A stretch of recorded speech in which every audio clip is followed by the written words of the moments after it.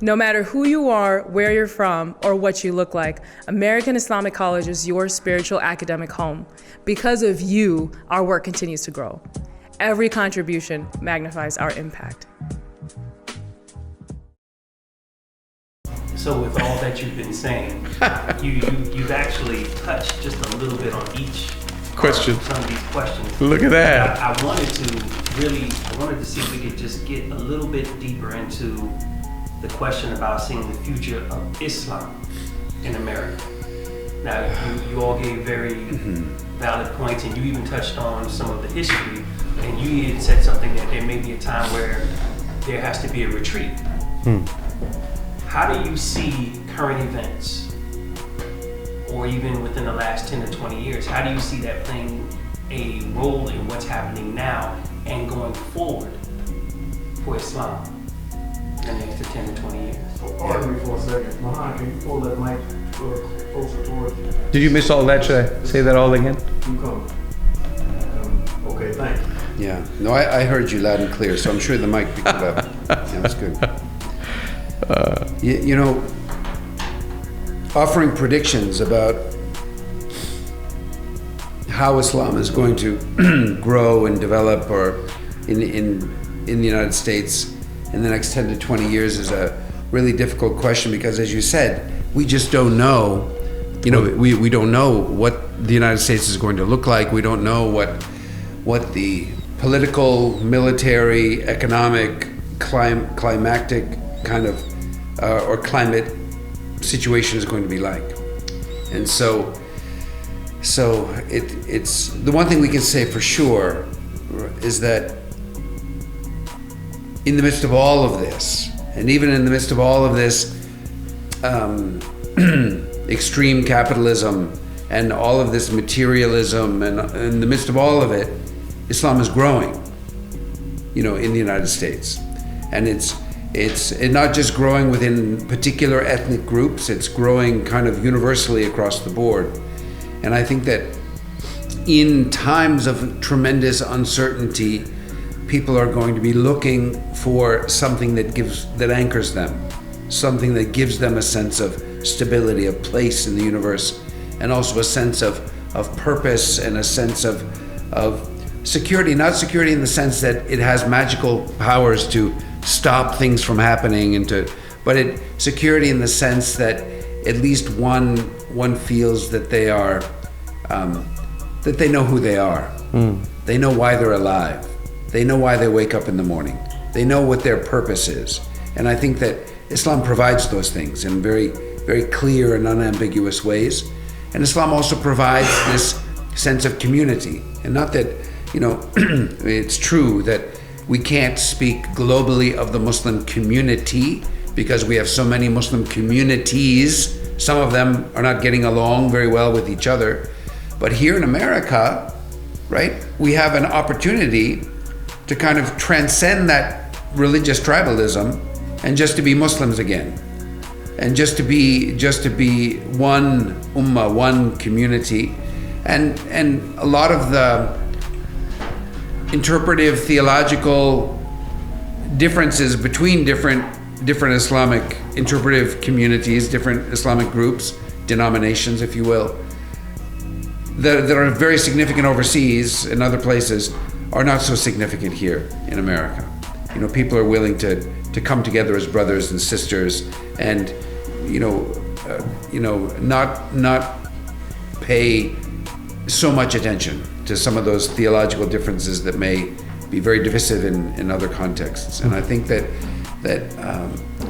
this to me is very hopeful. It's impossible for us to say, you know, really what role Islam will play, but I think that the idea of Islam really being accepted as an American religion, religion that has been, and I don't want to use the term indigenized, because I think it's in some ways still insulting to the indigenous peoples, but an Islam which has become accepted as a kind of mainstream American religion. I think that's coming already. And we see that even with the rise of accredited independent Muslim institutions of higher education. This is one of the signs, right? That we are being seen and accepted within these structures that are these institutional structures within America. But at the same time, we have to ask ourselves, to what extent is it appropriate for us to be living within these paradigms, within these structures? And so part of our role is to, if we're going to live within these structures, is to try to advocate for healthy, positive change within these structures and to change them from within so that they are more humane and more just and more inclusive than they have hitherto been. Yeah, I like, I think this will be the real, I'm not going to make a prediction, but a breakthrough, if it were to happen, that instead of being viewed as in a racialized way or in a foreign way, that Islam is something that's foreign, if it's seen as part of genuinely the American tapestry, not something that's imported or alien or always other, but rather quintessentially American, like other American religions, that'll be a real breakthrough. And I do think that that's possible. I don't know if it will happen. And like it is with other religions, I mean, the whole civilization was rebranded as, after centuries of millennia of anti-Semitism, as a Judeo-Christian civilization. And so rebranding and reframing can happen from there to Abrahamic, and then even more inclusive than that. But what's something I find interesting is that there can also be reversals.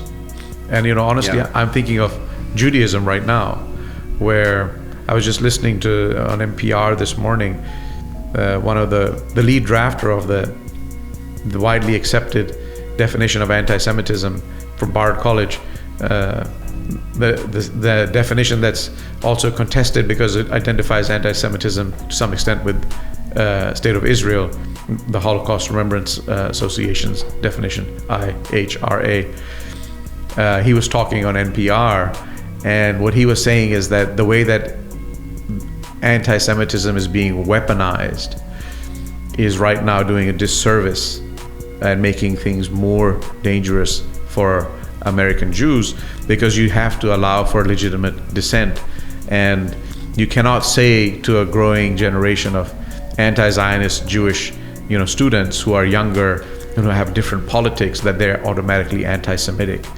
And if you were to do that, this would be very dangerous. And there can be a reversal if you identify Judaism with Zionism, that people again start to see you as foreign.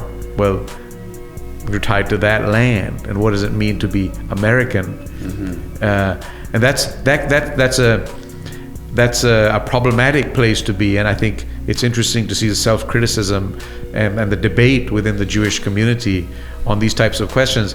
And so for Muslims, when I'm looking at that and thinking of your question on Islam and the future of Islam is, we have ties and similar questions with Catholicism that were before, like you're tied to the Pope, and so can you be loyal to the US? And so we are tied, like the Muslims are like one body, right? When one part of it hurts, it all hurts. So we are tied to Muslims all over the world, Muslim peoples from east to west, from Indonesia, Australia, the Antipodes, the land down under, now there are Muslims there, and all the way in Indonesia, the largest Muslim country in the world, coming through Asia and the Middle East and North Africa, through Europe. I mean, like 10% of France is... Even Sub-Saharan Africa. Sub-Saharan Africa. So, when we begin to advocate from inside the United States for foreign policy, there will be some sense of solidarity, not othering, but a concern for these peoples everywhere. And that is going to fundamentally transform the United States. And I think this frightens people. This alarms people. Yeah. People who have vested interest in maintaining the world the way it is are concerned by this. And that's one of the reasons why it's important for them to keep othering us and not normalizing us as part of America. I'm thinking of that show that was, I can't remember what the title was, but it aired for a few episodes in Michigan. It was a reality show of Muslims in Michigan. Oh. And one of the critiques was, you're making them look normal and American, and this is, a total deception because they're not, and we can't have that. And advertisers pulled out, and the show collapsed. And so there's this, I think, and there's even academic articles on this, that when Muslims begin to advocate and as Americans speak on foreign policy issues, they're going to fundamentally change the postures of these Western nations, and that's frightening to them. So there'll be quite there'll be a transition. It'll be disruptive for many. Whether there'll be a breakthrough in the next 10, 20 years, Allahu alam, God only knows.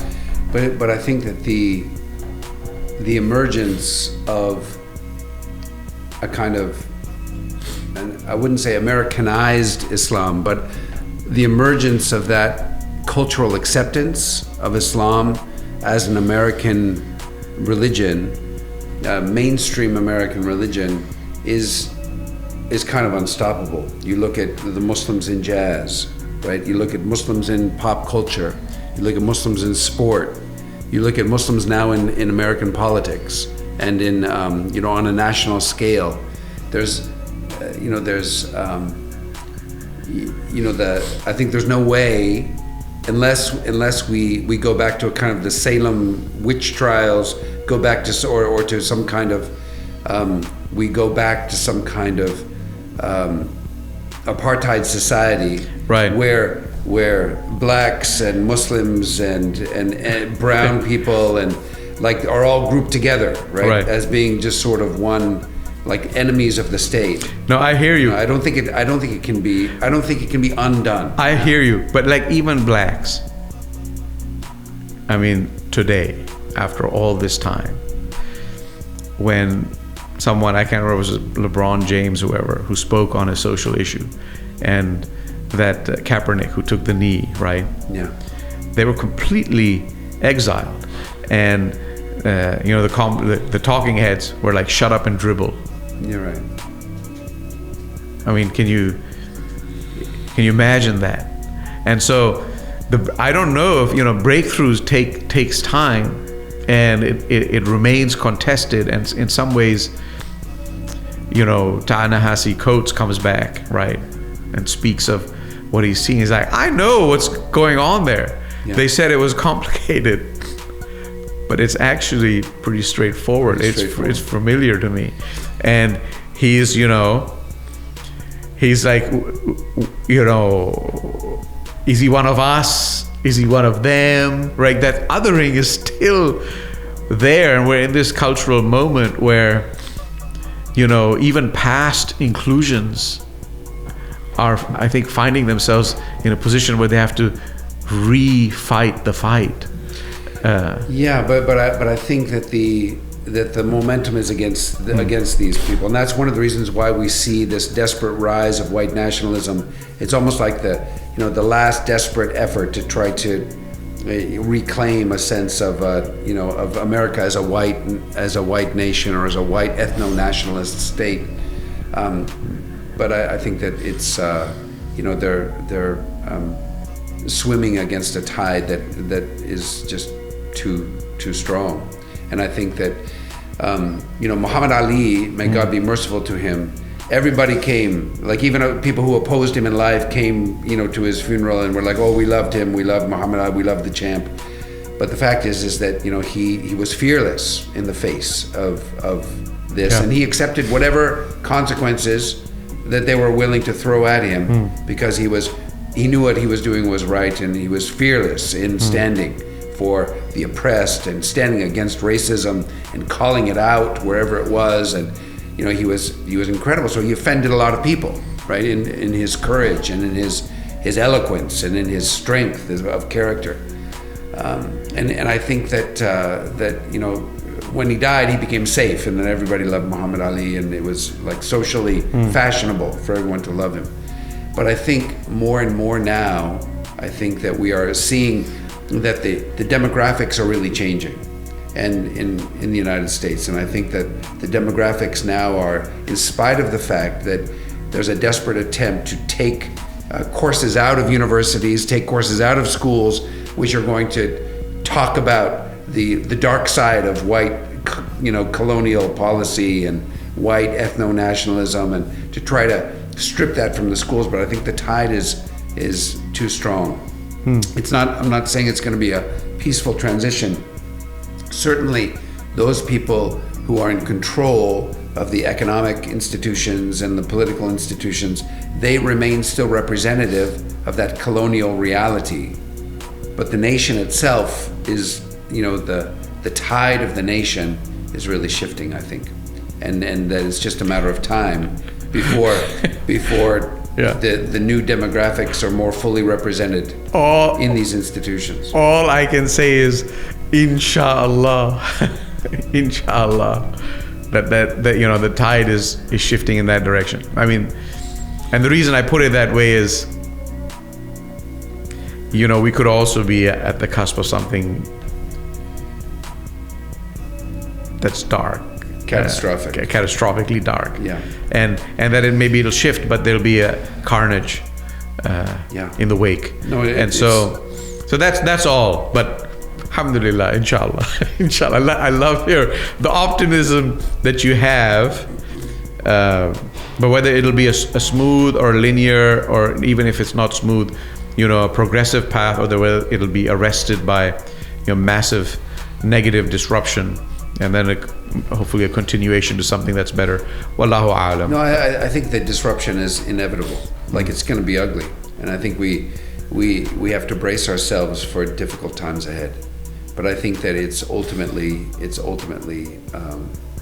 unstoppable, and the more apparent that becomes, the more desperate the efforts to eradicate these trends and these tides is going to be. And so I think we can expect some really difficult days ahead. And but what you're saying then is also, I think, prophetic. Like, basically it's a rearticulation of the moral arc of the universe, bends towards justice.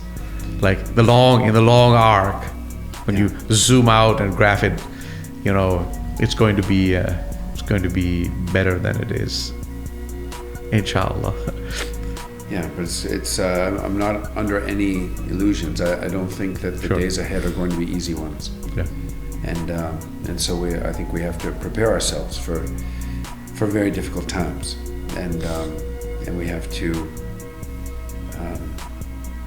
I guess there's no choice but to live the days that we're given, and to ride the waves that are rising beneath us. Right. And to face what the days bring, and I think that the days are going to bring some extremely difficult and discouraging things as we journey forward. Yeah, and as we say this, maybe I'll say one thing, just to get back to your question on the future, and then this optimism versus pessimism. People tend to get hopeless and despair, and they become depressed, and so I have something provocative that's coming to me. I know it's a hot mic, but okay. Well, you have to tell us now. What is it? I feel there's, with all this, collapse and what's happening, and the future, will it be linear? Will it be disruptive? And it's going to be hard, but we're going to get better. Like, this is all there, right?